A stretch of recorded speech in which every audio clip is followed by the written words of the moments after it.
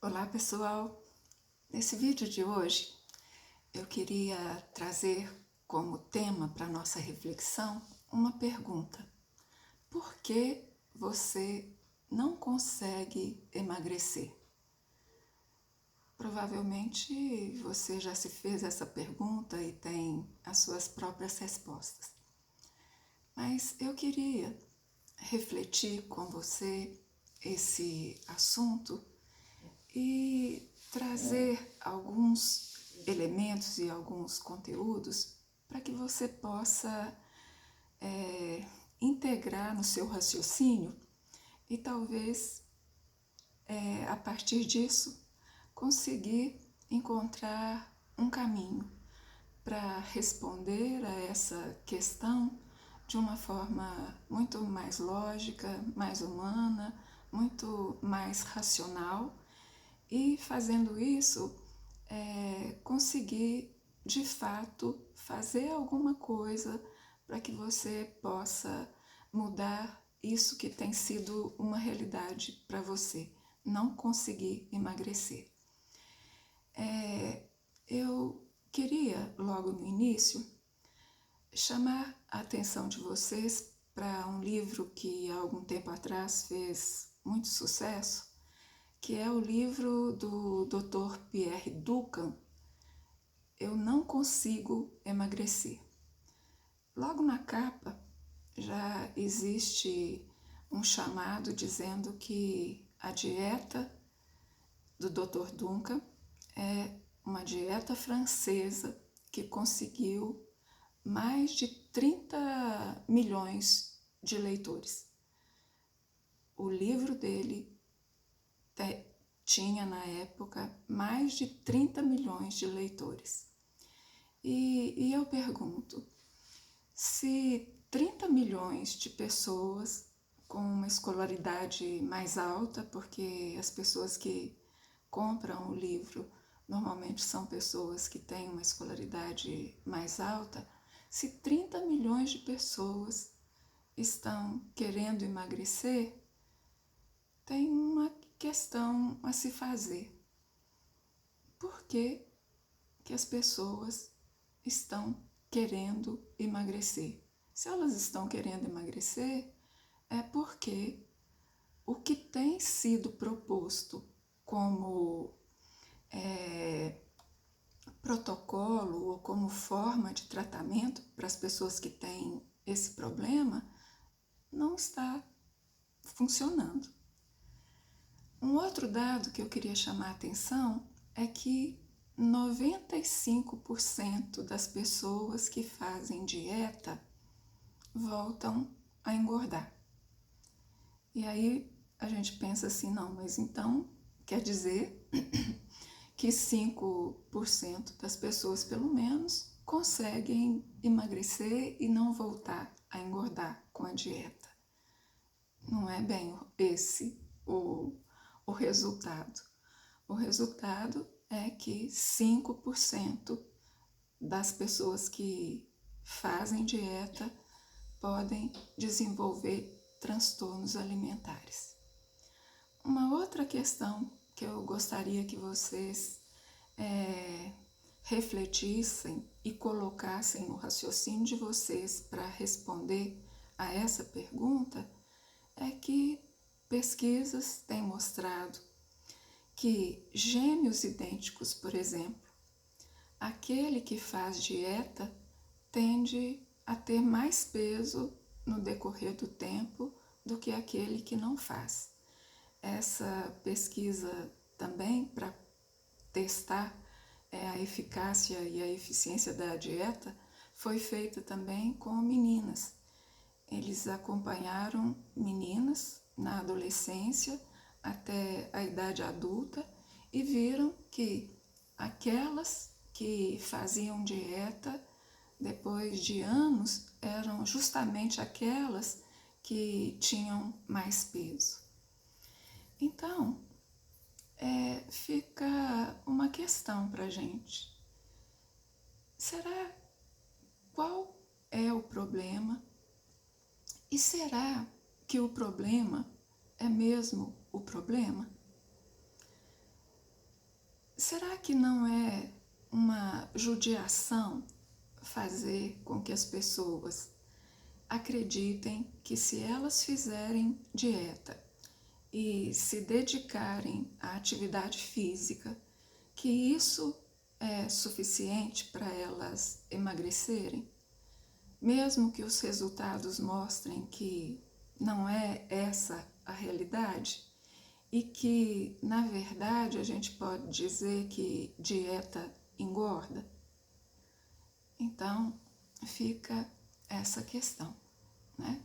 O que tem se proposto para tratar o problema sobrepeso e obesidade, a receita que nós temos para tratar isso, além de ser difícil de ser aviada, né?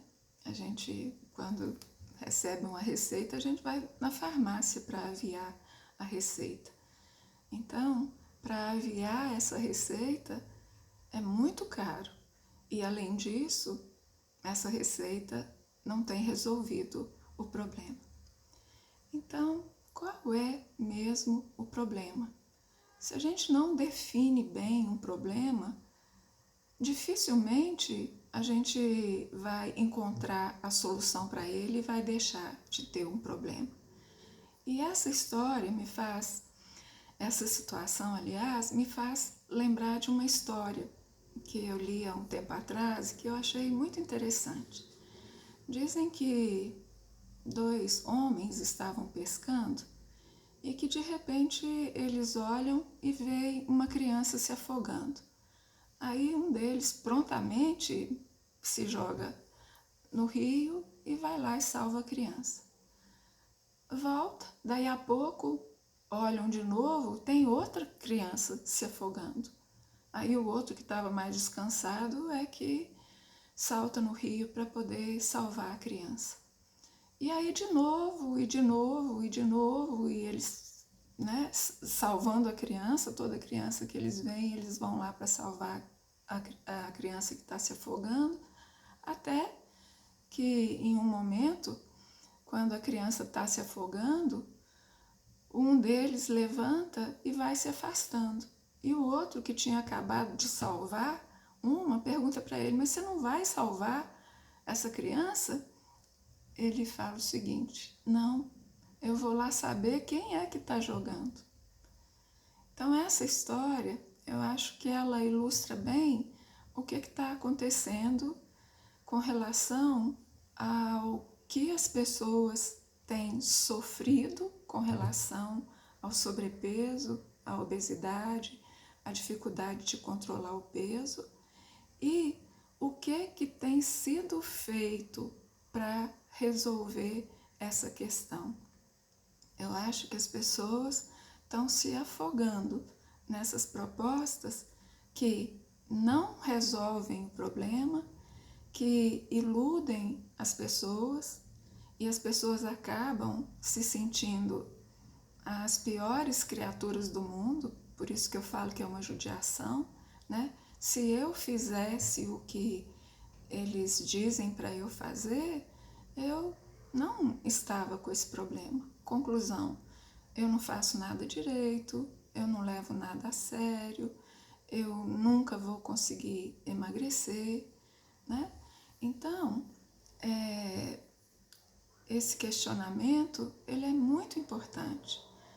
O que é a obesidade? O que é o sobrepeso? Quais as causas disso? Quais são os verdadeiros problemas? O que precisa ser abordado verdadeiramente? Né? E a ideia que eu tenho é que a nossa planta não está bonita, e aí a gente começa a pulverizar essa planta com algum produto.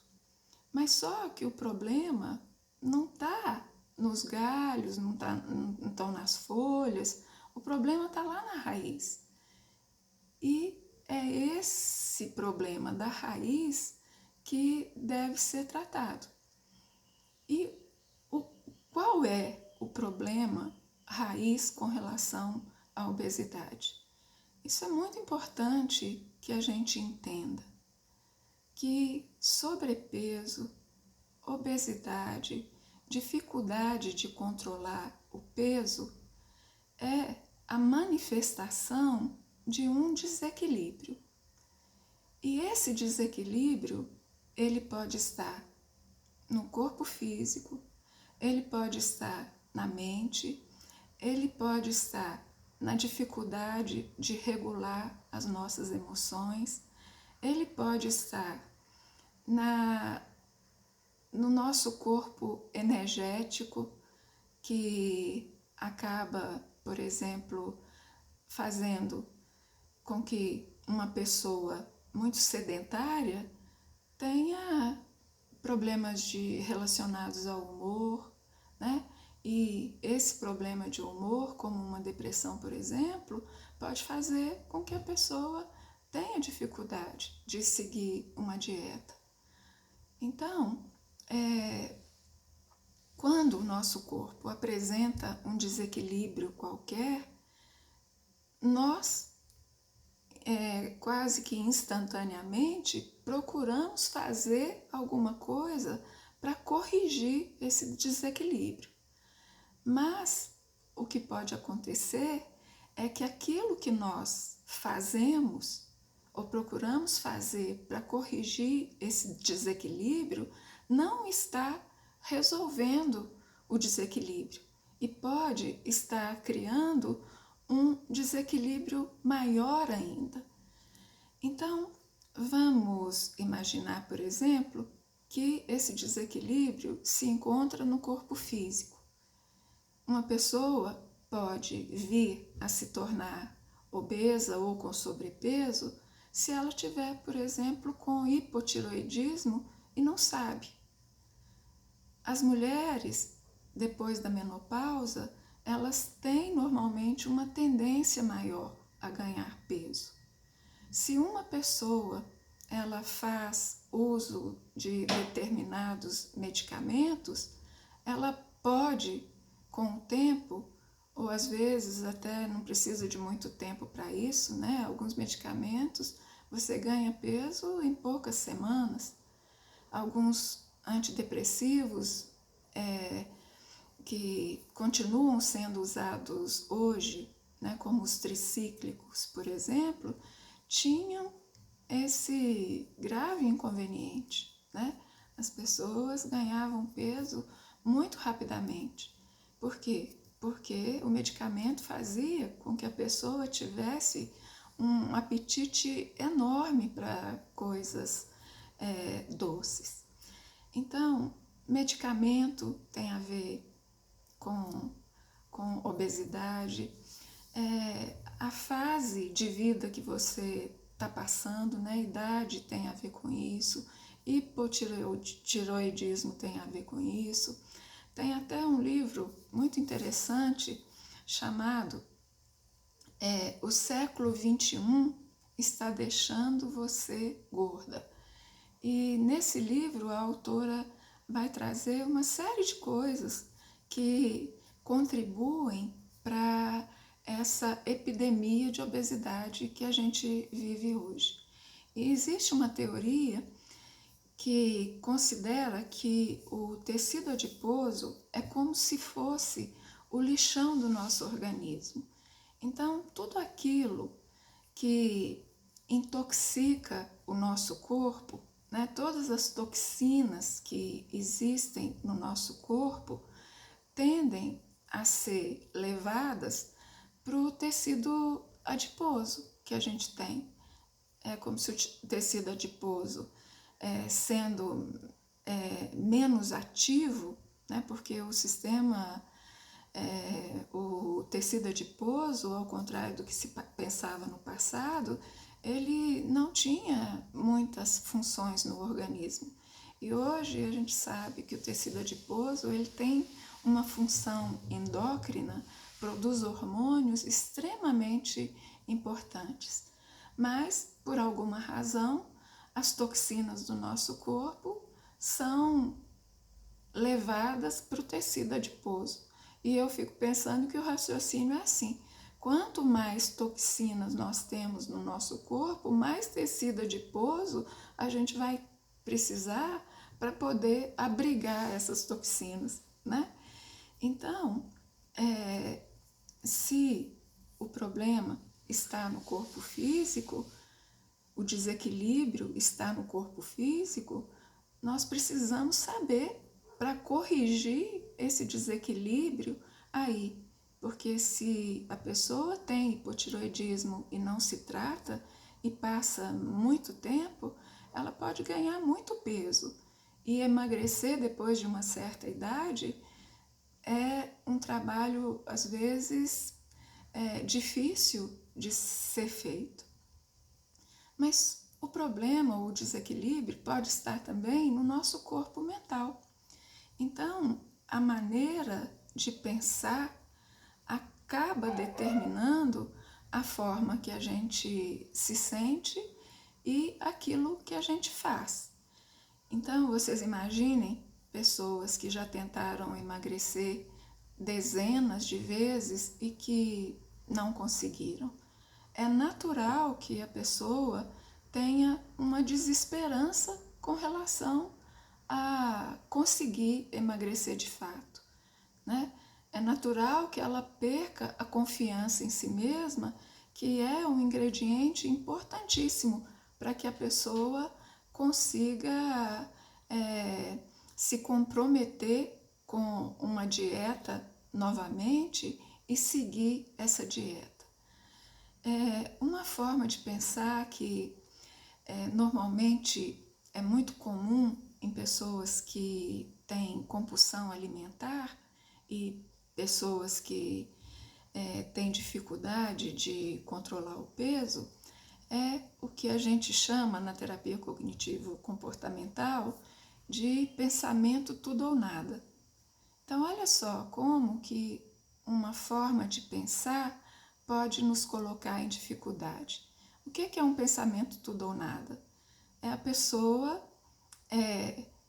achar que ou ela faz aquilo de uma forma perfeita ou ela não faz de jeito nenhum. Então, por exemplo, a pessoa acha que ela precisa fazer a dieta perfeitamente correta e a atividade também, a atividade física, que ela tem que fazer perfeitamente de acordo com o que foi estabelecido, né? E o problema do raciocínio tudo ou nada é que, para uma dificuldade, a pessoa só enxerga duas soluções, mas só que muitas vezes para resolver um problema existem várias possibilidades, e se eu vejo só duas, é o tudo ou é o nada, eu acabo, se eu não faço tudo, o que me resta fazer é o nada. Então, o primeiro deslize que a pessoa tem com a dieta, por exemplo, ela pode desistir de fazer a dieta. Então, eu falo que tem as pessoas que são tudo ou nada, né? Os tudistas e nadistas. Isso é uma forma de pensar que muitas vezes a gente não consegue imaginar quantos problemas esse tipo de raciocínio pode nos causar. E tem pessoas que têm esse erro de lógica, né, essa distorção cognitiva que a gente chama, muito forte, né? E por causa disso tem a vida complicada e se vê em situações de dificuldade de uma forma muito constante, né? Então, é preciso que a gente procure identificar esses padrões disfuncionais, né? Essa forma de pensar que a gente tem que limita o nosso repertório, limita a nossa forma de viver, a nossa forma de agir, e muitas vezes a gente não consegue fazer isso sozinho, A gente precisa de uma ajuda. Por isso, a terapia acaba sendo um componente importante para que a gente possa fazer um tratamento que seja bem sucedido, né? Bom, o desequilíbrio pode estar no nosso emocional. E as psicoterapias atuais têm enfatizado muito a questão da regulação emocional, né? Como tem pessoas que têm uma flexibilidade psicológica que tem a ver com regulação emocional. Pessoas que têm dificuldade de regular a emoção têm muito mais dificuldade de se relacionar, de resolver problemas, de ter depressão, de ter ansiedade, de ter compulsão, né? Então, a forma como nós lidamos com as nossas emoções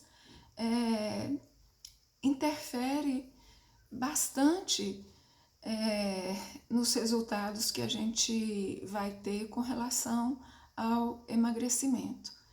Então, vocês estão vendo como que as receitas que a gente tem para emagrecer não contemplam aspectos que são fundamentais, porque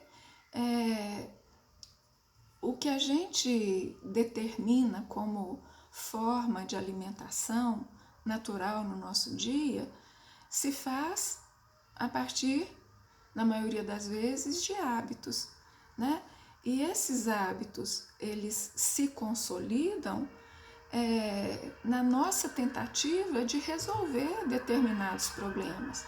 Só que nós desenvolvemos hábitos que são saudáveis, mas nós desenvolvemos também hábitos que são destrutivos e podemos conviver com esses hábitos destrutivos, às vezes, uma vida inteira. E para mudar esses hábitos e para deixar de ser gordo ou fazer uma dieta de sucesso, a gente precisa modificar esses hábitos. E a gente não pode esquecer que a área da ciência que se dedica a conhecer o comportamento humano, os hábitos, as emoções, é a área da psicologia e da psiquiatria. Então, um tratamento de sucesso, ele precisa incluir questões relacionadas à nossa vida interna, ao nosso psicológico, né? Um outro aspecto relacionado a esses desequilíbrios que podem estar na raiz do problema da obesidade pode ser um desequilíbrio no nosso corpo energético. Os chineses chamam de Qi, essa energia vital que nos habita e que é responsável pela nossa vida. Os hindus chamam de prana, mas de qualquer maneira, e nós ocidentais chamamos de energia também, né? O que nos move, essa vida, ela é uma forma de energia, uma energia que é biológica, mas ao mesmo tempo elétrica, né? Então, esse corpo emocional, ele sofre, ele adoece e muitas vezes a gente não se dá conta disso. Então, essa atenção à nossa vitalidade, ela é importante para que a gente, reconhecendo isso, possa buscar aquilo que realmente colabora para nossa saúde, para nossa disposição. Então, uma pessoa que é muito sedentária, por exemplo, ela pode vir a engordar não simplesmente porque ela não queima calorias por ser sedentária. Esse sedentarismo vai fazer com que esse corpo energético sofra uma série de perturbações que vão interferir tanto no nosso psicológico como no nosso funcionamento físico, fisiológico, no nosso organismo como um todo. Um outro desequilíbrio, e que talvez seja importante a gente se questionar a respeito, é um desequilíbrio no nosso corpo espiritual. Então, muitas vezes, quando a gente adoece ou acontece alguma coisa que nos chateia muito, a gente costuma se perguntar, mas por que isso na minha vida, né? Por que isso nesse momento da nossa vida? Então, quando eu falo do desequilíbrio nesse corpo espiritual, eu penso em como é importante a gente se abrir para questionar aquilo que nos acontece, a forma como a gente está vivendo e se perguntar, ao invés de por que isso, a gente começar a se perguntar para que isso na nossa vida. Porque normalmente quando a gente pergunta o porquê das coisas, a tendência do nosso raciocínio é achar um culpado para o problema. E muitas vezes não tem culpado, né? Mas quando eu faço essa pergunta de uma forma diferente, né? Ao invés de perguntar o porquê, eu pergunto para que isso na minha vida, é uma janela que se abre. E isso tem a ver com espiritualidade, porque espiritualidade é uma forma de inteligência que nos permite encontrar sentido, encontrar significado naquilo que nos acontece. Então, se você está se perguntando por que você não consegue emagrecer, não deixe de se interrogar em todos esses aspectos, perguntando onde está o desequilíbrio ou os desequilíbrios e o que você tem feito para lidar com esses desequilíbrios que está tendo como resultado o sobrepeso e a obesidade. Então, voltando ao que eu considero realmente uma judiação, né? O que as pessoas fazem para emagrecer, e eu fico pensando assim que normalmente as pessoas que sofrem com a obesidade ainda têm que sofrer com uma crítica que normalmente se faz, que a pessoa obesa é preguiçosa, que a pessoa obesa não se esforça, né? Porque tem um estereótipo, né?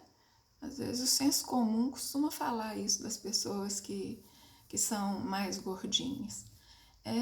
E o que eu percebo é que essas pessoas, ao invés de não fazerem esforço, elas fazem um esforço tremendo, às vezes de uma vida inteira, buscando emagrecer. Mas por quê? Porque estão seguindo aquela receita que fica caro para poder aviar e que, além de tudo, ainda não resolve o problema. Mas a proposta, então, é a seguinte: como que eu posso unir esse esforço que eu já faço, né, que as pessoas já fazem para emagrecer, de uma forma, como que esse esforço pode se tornar realmente eficaz e resolver o problema? Porque, olha, gente, eu posso fazer um esforço tremendo, mas se eu não faço esse esforço unindo inteligência, eu posso perder todo esse esforço. Então, vocês imaginem que a gente dê como tarefa para um homem cortar uma árvore. E aí, essa pessoa, ela vai poder cortar essa árvore com machado, mas ela vai poder cortar essa árvore com motosserra. E se ela resolver que vai cortar essa árvore com machado, ela vai fazer um esforço tremendo e vai gastar muito mais tempo, e os cortes, né, da madeira não vão ficar tão certinho, tão bonitinho como a gente vê, né, quando corta-se uma árvore com a motosserra. E eu entendo assim, as pessoas estão fazendo muito esforço, mas não estão usando a inteligência. E a inteligência é o que nesse caso? É saber e ter a consciência de que tem coisas que não funcionam. É ter a consciência, por exemplo, que a indústria de dieta fica cada vez mais milionária. Nos Estados Unidos, né, tem uma estatística lá que eu li falando assim que o que se gasta com dieta nos Estados Unidos é muito mais do que o que se investe em educação. Então, inteligência tem a ver com questionar isso também, né? Que questionar que tem gente lucrando com essa insatisfação, né? Que dieta da moda não funciona, mas tem que não funcionar mesmo. Por quê? Porque se funcionasse, resolveria o problema e não teria, o mercado editorial deixaria de lucrar com isso, né? Então, a gente precisa desenvolver essa capacidade crítica e de procurar respostas nos lugares certos. Tem muita gente procurando formas de emagrecer, mas não estão procurando os melhores caminhos. E quais são os melhores caminhos? O melhor caminho que eu considero é o caminho científico, porque a ciência, ela é muito honesta, ela questiona alguma coisa, pesquisa, faz estudos para comprovar se aquilo funciona, se aquilo não funciona. E o que é que a ciência diz hoje? Que a terapia cognitivo-comportamental, quando associada à dieta e atividade física, é o que colabora para os melhores resultados.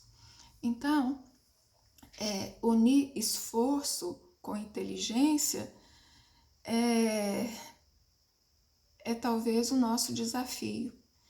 E existe uma palavra que para mim significa exatamente você ser capaz de unir esforço com inteligência.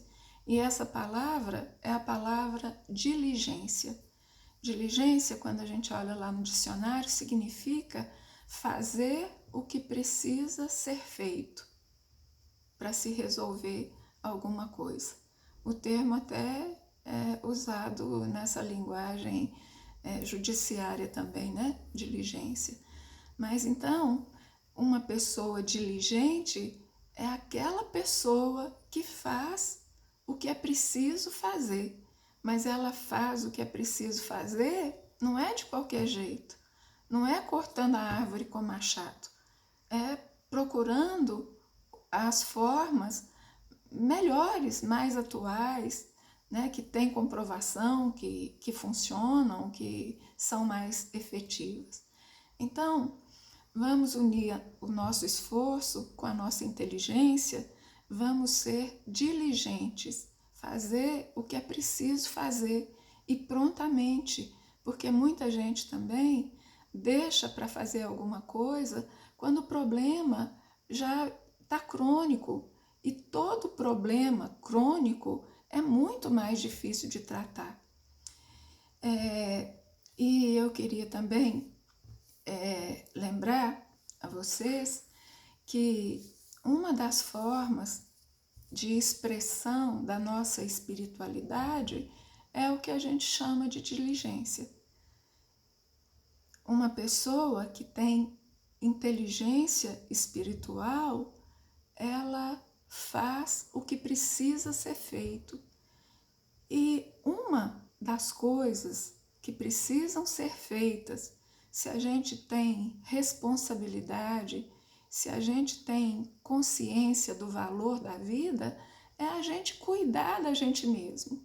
Por isso que cuidar de si mesmo, que é uma atitude de diligência, é uma manifestação da nossa inteligência espiritual e da nossa espiritualidade. Mas eu me lembrei ainda, é claro que se vocês tiverem que cortar uma árvore e que o IBAMA não nos ouça, vocês possivelmente não vão querer cortá-la com um machado. Vocês vão procurar uma motosserra, pedir emprestado, assim. Mas eu me lembrei de uma frase do presidente Lincoln, que eu li há alguns dias atrás. Ele dizia o seguinte, que se me forem concedidas 6 horas para cortar uma árvore, 4 delas eu gastaria amolando o machado.